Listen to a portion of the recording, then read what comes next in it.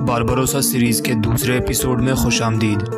नाजरीन, जैसा कि आपने पिछले एपिसोड में देखा होगा कि खिज़र अपने बड़े भाई इसहाक के पास वापस आ जाते हैं। उनके दरमियान काफ़ी सारी बातें होती हैं और फिर आखिर में वो अपने उस्ताद सुलेमान से मिलने के लिए चले जाते हैं।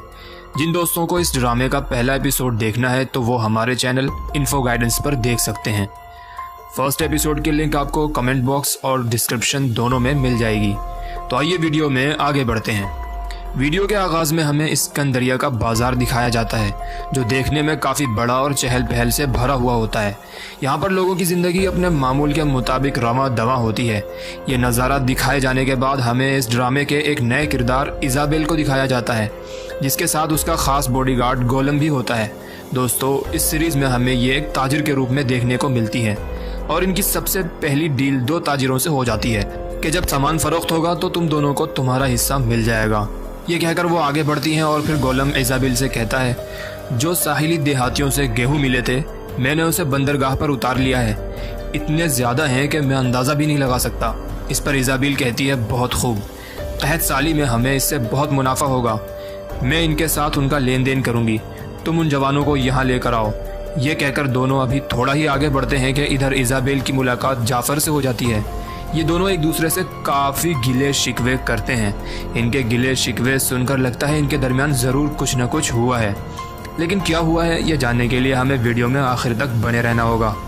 लेकिन यहाँ पर हमें एक और मज़ेदार बात ये देखने को मिलती है कि आखिर में इज़ाबेल इरेना को बुलाकर कहती है, बावर्ची से कहो कि एक उम्दा भेड़ पकाए बेर और बादाम के साथ। बाबा उरूज जल्द ही वापस आ रहे होंगे और मुझे यकीन है उसे उम्दा खाने की याद सता रही होगी। प्यारे दोस्तों, उसकी इन बातों को सुनकर आपको क्या लगता है? ये बाबा उरूज की क्या लगती होगी? दोनों का आपस में क्या रिश्ता हो सकता है? कमेंट करके ज़रूर बताएं। नाजरीन, इसके बाद हमें इस ड्रामे का एक और किरदार देखने को मिलता है जिसका नाम इस सीरीज़ में डिस्पीना होता है। और एक मज़े की बात बताऊं, ये बाबा उरूज की बीवी, यानी कि बस आप खुद समझ लो। तो इस खुशी में एक लाइक तो बनता है ना दोस्त।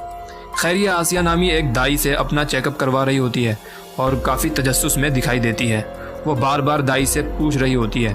तो आखिर में दाई आसिया कहती है, अल्लाह का शुक्र है आप हामिला हैं और ये एक लड़का है। ये सुनते ही डिस्पीना खुशी से झूम उठती है और अल्लाह का शुक्र अदा करती है। तो दाई आसिया कहती है, जब बाबा उरूज आ जाए तो उन्हें अच्छी खबर सुना देना। लेकिन ये सुनकर डिस्पीना कुछ उदास सी होकर अपने कामों में लग जाती है। दाई के काफ़ी जिद करने पर डिस्पीना बताती है कि मैं कुछ हफ्तों बाद मुकम्मल यकीन करना चाहती हूँ। हम हमेशा ऐसा चाहते थे, लेकिन खुदा ने हमें हर बार एक इम्तिहान में डाला और बच्चा नहीं दिया। अब इस बार मैं उरूज को एक गलत उम्मीद नहीं देना चाहती। जब आसिया हद से तजावुज़ करती है तो डिस्पीना कहती है, मैंने उरूज के एक लफ्ज़ पर अपना आबाई घर छोड़ा और इतनी दूर चली आई। प्यारे दोस्तों, ये बात सुनते ही एक लगा ज़ोर का झटका।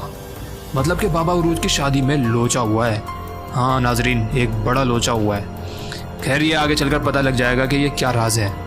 डिस्पीना दाई आसिया को ये बातें कहकर आखिरकार वहाँ से चली जाती है। इसके बाद हमें अगले सीन में मैदली शहर में खिज़र को दिखाया जाता है, जो सीधा अपने उस्ताद सुलेमान के पास जाता है। दोनों एक दूसरे से हाल खबर पूछते हैं, काफ़ी खुश होते हैं और फिर दोनों एक पुराने और कीमती ख़जाने की चाबी के बारे में बात करते हैं, जिसमें ये इस नतीजे पर पहुंचते हैं कि वो चाबी जेम्स सुल्तान ने अपने किसी ख़ानदान के फ़र्द को दी है। तो उस्ताद सुलेमान कहते हैं, क्या शहज़ादा मुराद? लेकिन वो तो ईसाई हो गया, रोहडियन जंगजुओं के ज़ेर असर। इसके जवाब में खिज़र कहता है, तभी तो मैं इससे मिलने जाऊँगा और अगर अल्लाह ने चाहा तो ये अमानत और सुल्तान फतह के पोते को इस शर्मिंदगी से बचाऊंगा। तो उस्ताद सुलेमान कहते हैं, लेकिन शहजादा मुराद के आसपास ख़तरनाक लोग हैं, पादरी के भेजे हुए ख़तरनाक जंगजू। कि खिज़र झट से पैथरो का नाम लेता है कि वो कालमिनूस के जजीरे पर है, शहजादे मुराद के बिल्कुल पास, और यही वो जगह है जहाँ से मैं शहजादे मुराद को बचाऊँगा। दोस्तों, ये तो थी इनकी गुफ्तगू। और फिर इसके बाद दूसरी तरफ एक कैदी को काफ़ी सारे सिपाही घसीट कर ला रहे होते हैं और फिर उस कैदी को एक हवालात में फेंक देते हैं, जहाँ पर पहले से ही एक और कैदी मौजूद होता है। उन सिपाहियों में से एक सिपाही उससे पूछता है, मुझे उस शख्स का नाम बता दो। तो वो चिल्ला चिल्ला कर कहता है, मैं कभी नहीं बताऊँगा, कभी नहीं। ये सुनते ही सिपाही मौत की धमकी देकर चले जाते हैं और उनके जाते ही दूसरा कैदी उसके करीब आता है। दोनों एक दूसरे से हाल खबर पूछते हैं। तो बाद वाला कैदी कहता है, ये हमसे एक अहम मालूमात जानना चाहते हैं। वो अंदलुसी जो अपने बच्चे के साथ भागकर अरब चला गया था, पता नहीं वो महफूज होगा या नहीं। पहले वाला कैदी उसके कान में सरगोशी करते हुए कहता है, वो बहुत दूर है, मरदूक झील के साहिल पर वो अय्यूब छोटे से गांव में मछली बेचता है। ये सुनते ही बाद में आने वाले कैदी का रवैया कुछ बदल सा जाता है। मुझे तो ये शख्स कुछ ख़तरनाक और मशकूक लगता है। आप क्या कहते हैं? कमेंट बॉक्स में ज़रूर बताएं। दोस्तों, इसके बाद दूसरी तरफ उस्ताद सुलेमान खिज़र के यूं जाने पर काफ़ी परेशान होते हैं, तरह तरह के ख्यालात का इजहार करते हैं। तो खिज़र कहते हैं, उस्ताद साहब, मैंने हर चाल सोच समझ कर तश्कील दी है। शहज़ादे कोरकुत की मालूमात ने मेरे लिए मज़ीद आसानियाँ पैदा की हैं। दोस्तों, तैयार हो जाओ, मतलब कि हमें जल्द ही कोई मेला भी देखने को मिल सकता है जिसमें खिज़र के कारनामे ज़ाहिर होने वाले हैं। खैर, इनके बीच काफ़ी बातें होती हैं और आखिर में उस्ताद सुलेमान कहते हैं, कालमिनूस पहुंचकर पैत्रो से बचकर रहना, वो बहुत बड़ा शैतान है। ये सुनकर खिज़र मुस्कुराता है और कोई जवाब नहीं देता। देखते हैं आगे क्या होने जा रहा है। प्यारे दोस्तों, अब बारी आती है एक नया शहर कालमिनूस देखने की, जो साहिल के किनारे पर काफ़ी अच्छी इमारतों पर मुश्तमिल होता है, जिसमें काफ़ी सारे किले भी मौजूद होते हैं और ज़िंदगी मामूल के मुताबिक रवां दमा होती है। जहाँ पर हमें एक तरफ दरख्त से लटकी लाशें मिलती हैं, जबकि दूसरी तरफ कैदियों को कहीं ले जाया जा रहा होता है, यानी कि जुल्म का बाजार गर्म होता है। और फिर इसके बाद वही दो कैदी देखने को मिलते हैं कि इतने में वही सिपाही आता है। लेकिन नाजरीन, यहाँ पर सबसे बड़ा झटका लगने वाला है। दिलों को थाम कर बैठें। होता यह है कि सिपाही आकर कैदी को कहता है, मेरे लिए क्या हुक्म है पैत्रो।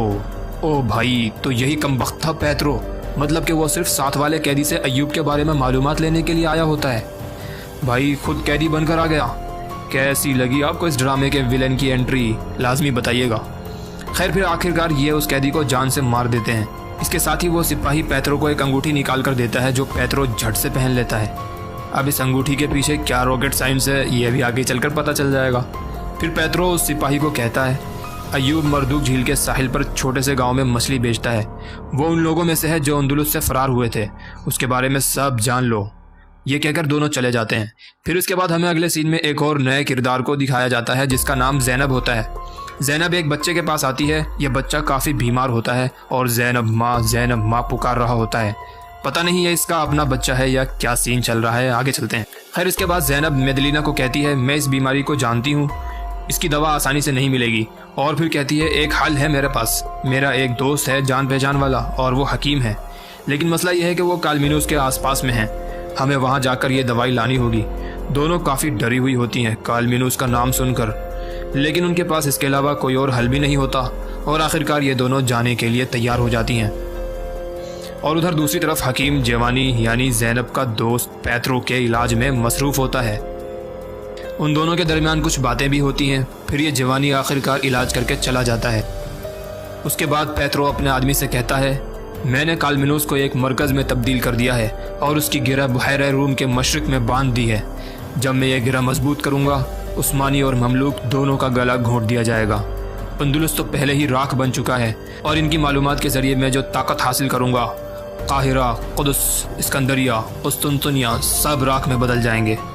तो दोस्तों, ये हैं इस ड्रामे में पैत्रो के इरादे। देखते हैं आगे क्या होता है। उधर दूसरी तरफ समंदर में बाबा उरूज और इलियास समेत दूसरे सब लोग खाना खा रहे होते हैं कि इतने में दो सिपाही आकर कहते हैं, बाबा उरूज, एक बुरी खबर है। उन्होंने हमारे कैप्टन के दूसरे जहाज़ों में से एक पर छापा मारा। उसका एक भाई है, कहते हैं कि वो एक जहरीला कातिल है। और फिर दूसरा सिपाही कहता है, मैंने भी सुना है कि उसका नाम अंतुआन है, लेकिन वो अपने आप को पोसिडन कहता है।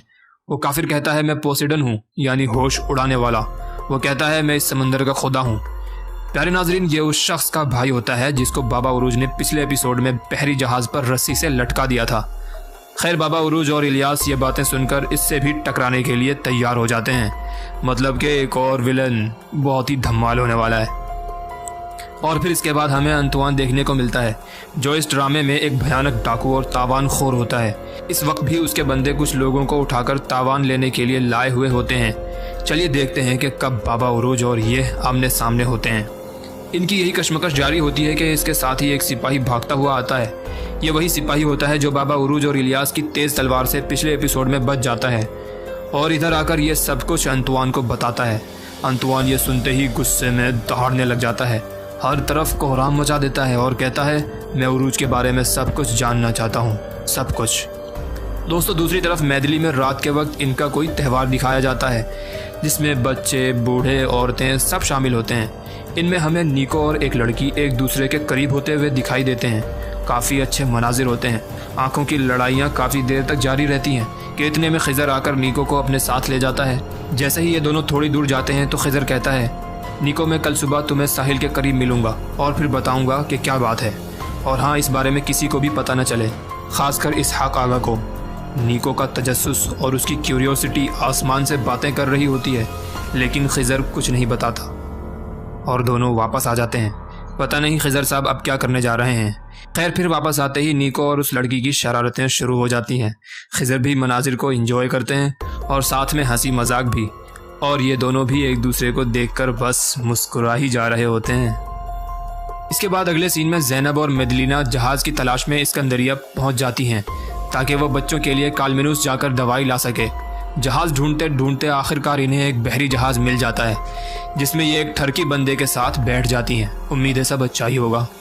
जबकि दूसरी तरफ बाबा उरूज और इलियास एक नक्शे पर तफसीली बात करते हैं और आखिर में बाबा उरूज कहते हैं, अल्लाह की रज़ा से हम अपनी पीठ पर सबसे भारी बोझ बर्दाश्त करने जा रहे हैं। जिस तरह काफिरों को सलीब के साए तले मुत्तहिद किया गया, हम तमाम बहादुरों को हिलाल के साए तले मुत्तहिद होना होगा। मेरा सिर्फ यही मकसद है। तो इलियास कहते हैं, अगर ऐसा होता है तो समंदर पर तुर्कों की हुक्मरानी होगी। बाबा उरूज कहते हैं, इंशाअल्लाह ऐसा ही होगा, मगर हमें सब्र से काम लेना होगा। सबसे पहले यूनिटा का फ्रांस में काले मामलात से लेकर रन पापा की खुफिया नौकरी तक जानना ज़रूरी है। प्यारे दोस्तों, आपकी मालूमात के लिए बताते चलें कि यूनिटा एक तंजीम है, यानी कि एक एजेंसी का नाम है। मतलब कि बारबरोसलार बुहैरे रूम की तलवार में हमें बड़े बड़े कारनामे देखने को मिलेंगे। तो दोस्तों, यहाँ पर हमारे आज के दूसरे एपिसोड का इख्तिताम होता है। उम्मीद करते हैं आप दोस्तों को आज का ये एपिसोड ज़रूर पसंद आया होगा।